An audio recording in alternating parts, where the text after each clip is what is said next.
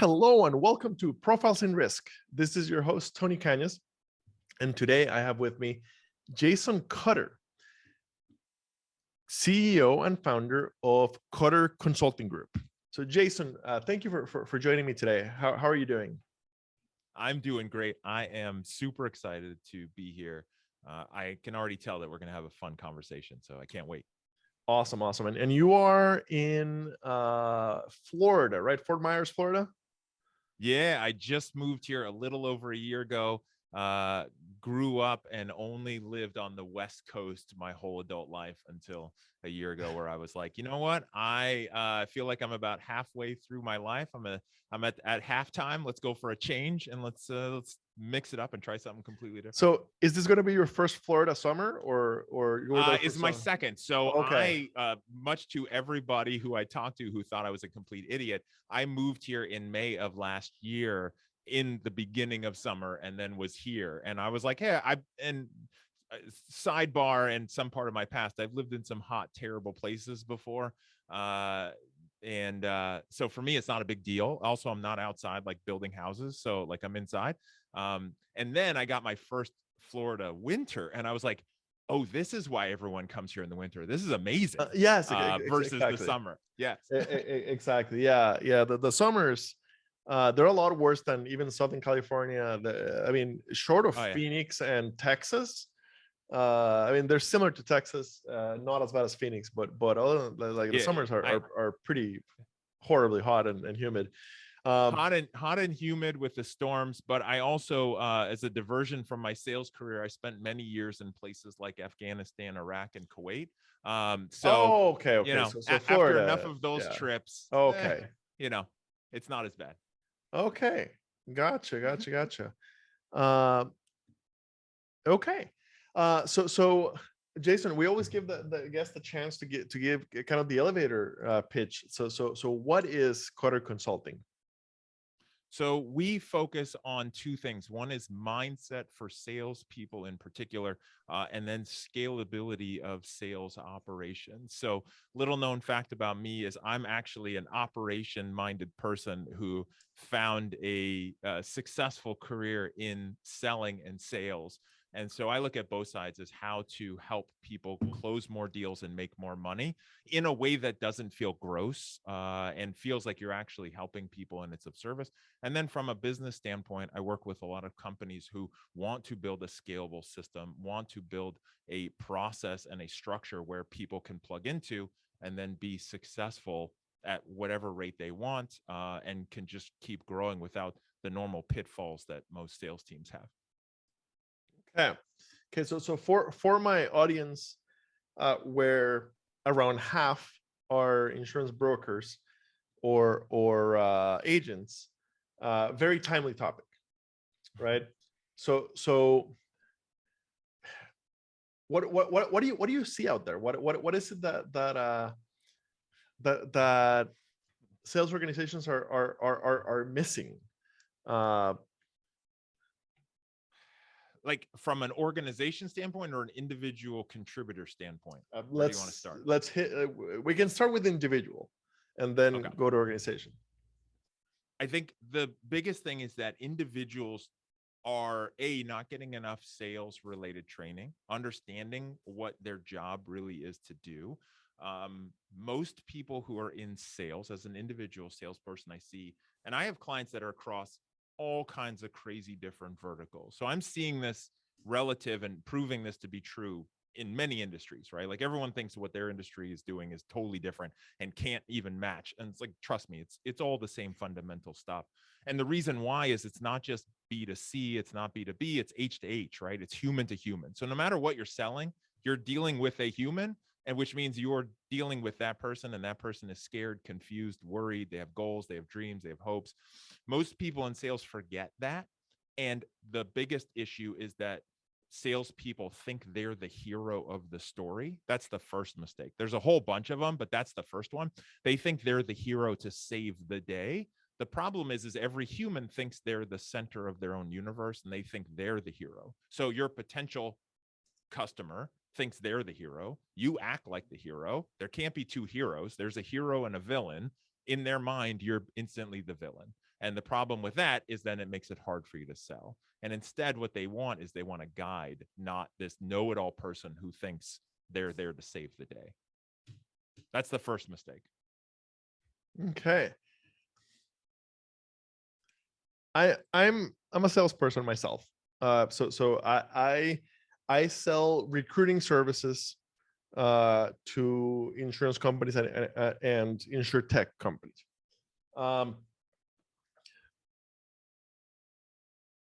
They get, 100. HR for sure gets 100 calls a day with people telling them that they can help with recruiting. Yep. Once I'm in the door, and in my case, the way that I managed to get in the door, the majority of the time is through everything else that I do, not through reaching out, about helping with recruiting. Generally, I get in the door because they know the podcast, or because they've read my book on millennials or whatever. I'm very active on LinkedIn in the insurance world, and insurance conference and stuff. And generally, that's why I get in the door. Once I'm in the door, being the guy, it's much easier. Yes. The hard part is opening that door. Today's episode is sponsored by Talage. For someone who has sold insurance, nothing is more tedious than quoting small commercial policies. And frankly, for many agents, selling small commercial policies is difficult and unprofitable. But then we found Talage, sponsor of the Insurance Nerds podcast. They are an API-based digital distribution platform that's changing commercial insurance. With Talage, you can quote multiple top-rated carriers in less than 10 minutes and get instant quotes. Talage makes commercial insurance quoting the easiest part of the job. If you want to make commercial quoting the easiest part of your day, then check out talageins.com/insnerds for more info. That's talageins.com/insnerds for easy commercial quoting. And if you sign up using talageins.com/insnerds, they'll waive the setup fee. Tell them Tony sent you. Now, back to our show. How do we open that door, regardless of what we're selling? Like, assuming a B2B sales. Yeah, B2B, B2C, it's all the same. I mean, the biggest thing you can do from a high level, obviously specifics and stuff are things that, are going to be individual and what I work on with clients, but really in the messaging, in the outreach, in the voicemail, in everything, it has to be about them. It has to be about where they are now, where they would like to be, the fact that you know how to help people get there, and you're their guide, right? Instead of, hey, Tony, this is Jason, and I'm calling you because I can get you 142 new applicants every 5 seconds, and I can say, help your business with no, that's just everyone else is doing that, right? You want to follow a hero's journey type arc, right? Like, hey, I'm guessing you have this kind of a situation. We're seeing companies that have this. Based on that, here's what we've been doing for companies. Like, set yourself apart. And I'll tell you, here's the number one thing that I tell everyone who asks me for like a tip. And I'm happy to share this with your audience, because no matter what, this is a game changer. When in doubt, do the opposite of what you think a salesperson's supposed to do. Just do the opposite. If you think you're supposed to leave X voicemail because that's what salespeople do, stop. Leave a different voicemail. Do something different, because everyone else is doing the same thing, and it's gross, and everyone tunes it out. Just like TV ads or billboards, people tune that stuff out because it's all the same. When in doubt, do the opposite. Okay. Do the opposite, especially because what you're doing might be the thing that's wrong. And we've only touched number one, but like what you're doing could be the thing that's not working for anybody. Okay. So at the organizational level, at the sales department level, sales team level, what is it you see most of the time that is hurting performance? The biggest thing that always jumps out is organizations who take some level of average, mediocre, or good salesperson, promote them to some kind of supervisor or manager, and you're just laughing because you already know, and then And then, but that's not the problem. That's actually a good way to go. The problem is they then abdicate and assume because that person was good at selling X. And again, I know your audience is insurance. I got it. I'm telling you, this is standard in every industry. Because you're good at selling X, you should be good at getting the team to also sell X like you used to do. And Right. And it's there's a so many radically reasons why different skill set. it's a radically different skill set is number one. Uh, You can build it, you can learn how to be it, you can develop leadership and those kind of skills. Some people have it naturally. There's certain things when I'm looking to promote somebody that I look for that's not even being discussed, and I'm just watching people and I'm looking for that person who's a natural leader, because it's easier to take someone who's a natural leader than to teach them, right? You've got that solo lone wolf top performing salesperson who literally won't talk to anybody because they think they have the secret sauce. Put them in a leadership role, it's just fire everybody. It's over, right? Like you've just destroyed your whole team, I promise. And part of the reason why, and if you get promoted into a sales lead, and I have an ebook that I wrote about this as well, about being a new team lead or supervisor, whatever that role is for you, is the biggest problem is that whole self-centered human thing. Like I was just talking about the heroes and the guides. The problem is we all think everybody sees the world like we do. So when you get promoted, if you're not careful, you assume everyone else is motivated for the same reasons you were motivated, wants to work as hard or as little as you did, feels the same way about overcoming objections or making phone calls or sending emails or updating the CRM. You assume everyone sees it just like you. And so you either get frustrated with people who don't do it the way you do, or you try to motivate everyone the same way, right? Not everyone cares about a happy hour as a celebration for a good day. Some people do, some people don't, right? But if you use the same carrots and sticks with everybody like you like, it will not work, I promise. And organizations fail because they just assume that, and they don't empower, they don't bring in training or coaches or mentors for that new leader to help them lead successful. And then it trickles down into so many missed opportunities and terrible performance. That makes so much sense. I see that over and over. The great salesperson promoted to the leadership role, then given no guidance, training, anything. And like I put in my ebook, which is available, it's on Amazon, but I also send it out to people for free. One of the other problems is somebody gets put into a management leadership role, and then they get put into what I call admin hell, right? Which is meetings and emails and reports and all this BS that companies throw at the wrong person. If you're a frontline manager, you should be dealing with your troops. Like if this was war, that frontline leader is dealing with their troops in the trenches fighting the war, not reports and not submitting things and doing. You got to keep your troops alive and help them win. The person above you should be doing admin junk, but not you. Companies say, all right, now that you're in this role, I need you to answer these 400 emails a day and submit us reports, while their team is dying without any help. Okay. So tell me about the consulting service. So you partner with companies, or do you partner with either companies or with individual salespeople? So I have both. So I have programs where I work with individuals, and so coaching and training for them. Most of the time it's organizations that bring me in, and they want help in a couple of different categories. One is the actual performance, right? And the work that I do is usually training and workshop sessions. Used to be in person, and now it's virtual, which actually works out pretty well. But doing different, like 4 1-hour sessions over 4 weeks so people can put it into practice. And that works really well for instant results. Then long-term, what I do with companies on the consulting side is advising and consulting around their processes and their operations. And the biggest thing that I have is, as a visual of this, that I realized a few years ago, is an iceberg. And most people know that metaphor, and it seems cliche, but for me, the iceberg, and I call my model the scalable sales success iceberg. Above the surface of the water that we're all used to seeing, that's the closed sale. That's what people see. That's the high five. That's the ringing of the bell. That's the money.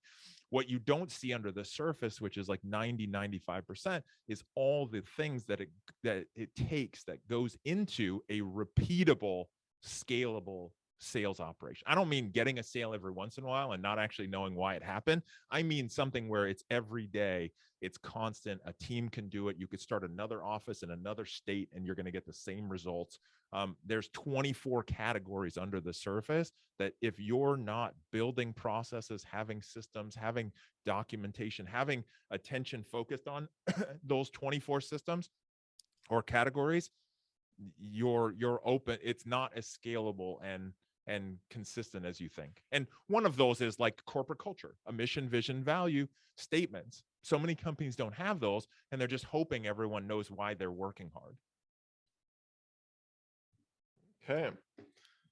Okay. So tell me about your podcast. So my podcast is called The Authentic Persuasion Show. Originally started as the Sales Experience Podcast, and then when my book came out, Selling with Authentic Persuasion, I rebranded it in 2020. And it's focused on everything from sales leaders. My goal is to just help and empower people to do sales different, to view sales different. And really, one of my goals is to help enable and encourage over 1 million authentic persuaders in the world, right? People who are looking at sales and want to be authentic, but want to persuade, not just be order takers. And part of it's just selfish. As a customer in the world, I am always frustrated when I deal with a old school pushy manipulation tactic using salesperson, or just a weak order taker when I want to buy something and it's literally can't find an adult who will just help me make the right decision because I need help. If I didn't need help, I would just order it online. But if I'm talking to you, it's because I need help. I need some guidance. I need some wisdom. So help me. And I, as a customer, want to be able to interact with sales professionals. And it's hard to find them in the world these days. Okay. So that's the sales book. What are the podcast and the book? Yeah. Yeah. So what are the other two books? So recently I had two other books that got published. The first one is Reasons Not to Focus on the Sales Experience. And so that one's for businesses. It's more of a guide. The punchline for that book, for anyone who's interested, is there are no reasons not to focus on the sales experience. So it's mostly a guide with some questions and space for you to fill out. How do you build your sales experience in the way that you want it? And I'll tell you, here's the fundamental thing. Since we published that book, my co-author, Nick Glimsdahl, and I, and sharing it with companies and facilitating workshops, the biggest thing that we found that we didn't even realize when we did it was, as the market changes in things like mortgage, for example, where rates have gone up, they used to be just sitting around making money, taking orders because it was easy. Now they actually have to work again, right? That cycle has changed. And my first sales job was in mortgage. I remember what it was like as an order taker in 2002. So I can speak from experience. The difference is the sales experience. When people choose company A or company B, it's now about the experience they have and how they feel about the process and about the person, right? It's like what you're talking about with your recruiting, where once you get your foot in the door, you'll have success because you're going to build relationships and you're going to do it in a certain way that's going to be different. And that's what people are craving, is that sales experience. So that's what that book is focused on. Because again, there are no reasons not to focus on the sales experience. Yet there's so many companies that don't care. They just play the numbers game, which I'm sure you've heard of before. It's like, oh, if you just make more dials or send more emails or knock on more doors, I'll be successful. It's like, no, you're just gonna, turn and burn so many more things. And then the other book is called Voices for Leadership, and it's a compilation of 40 authors who submitted chapters. My chapter in the book is called Marry the Vision, Date the Strategy. Which is an interesting leadership concept. It's really mostly about how to deal with change and change management, which is for organizations and their people. And then here's the interesting thing, and this is what I've wrote about before. If you're in sales, if you sell anything, you are actually a leader of the prospect. They are looking to you as a leader and as a guide. And if you embrace that role, sales is about pulling somebody across the finish line for them instead of pushing, which is the old school gross sales tactic. And so it's also about marry the vision, date the strategy, even as a salesperson, in your normal sales life and in your conversations. Okay. Awesome. So when the podcast goes live, I'll tag your LinkedIn profile. I will include the company website, cutterconsultinggroup.com. So pretty super easy. And what's the easiest way to reach out? So whether I'm an independent, I'm a salesperson who's looking for the right coach, or I'm an organization who's looking for the right help. What's the easiest way to have a conversation?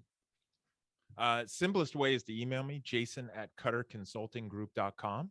Obviously, if you're on LinkedIn, send me a connection request, and then you can send me a message there and we can chat. But jason@cutterconsultinggroup.com is the easiest way. Also, my main website that's kind of a hub for everything is jasoncutter.com. Because I have so many different things going on, if people start there, it actually helps them split into salespeople or leaders and owners. And then you can find a lot of my content on there, podcasts, books, training, courses, things like that. And then, like I mentioned, yeah, go ahead.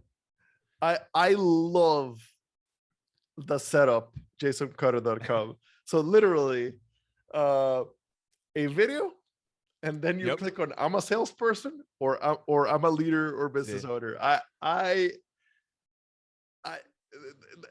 That's just fantastic, because I have the same problem where I do career conversations for people who work in insurance, right? I help people find insurance talent. Like I do several different things. I need something like that, like makes it super clear up front. Looking for career advice, looking for that's it. Recruiting help, looking to learn more about how to engage millennials in insurance.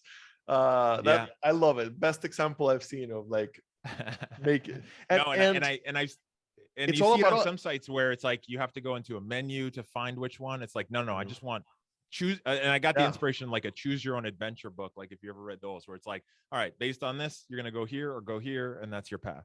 Fantastic. Yeah, fantastic. Awesome. And I kind of interrupted you because I was so excited to see the website. So if there's anything else you were saying, you can finish it. No, I appreciate that. And what I was going to say too, because I mentioned it earlier, I have 3 ebooks under my Sales Consultant's Guide to series. One is Overcoming Objections. One is Motivating Your Team, which also is good for yourself if you're independent. And then the third one is Being a New Team Lead or Supervisor. So if people who are listening want those, you can get them on Amazon, but if you email me, I'll just send you all 3 of them as PDFs so people can email me as well. So I want to offer that to your audience. So jason@cutterconsultinggroup.com. Fantastic. Audience members, if you just got promoted in the last year to lead a sales team, please, for everybody's sake. Please, for everybody's sake, yes. And for your own sake, right? Because the common myth is that if you get promoted to a manager position, you make less money and it's more work and it's more stressful. And that's generally because it's just being done wrong, right? It can be a great position, but you've got to do it right. And your company has to support you. And like that ebook that I wrote, half of it's talking about what your company should be doing for you. And I get to the point in the book where it's like, if they're not giving you these things and they won't support you when you ask, leave. Like literally leave, because you are going to fail and they will blame you. And then you're going to feel bad and think you should never have gone into leadership. And it's not necessarily your fault. So fantastic. Thank you very much. It's been a lot of fun. Thank you for coming on the show. Appreciate it. Thanks, Tony.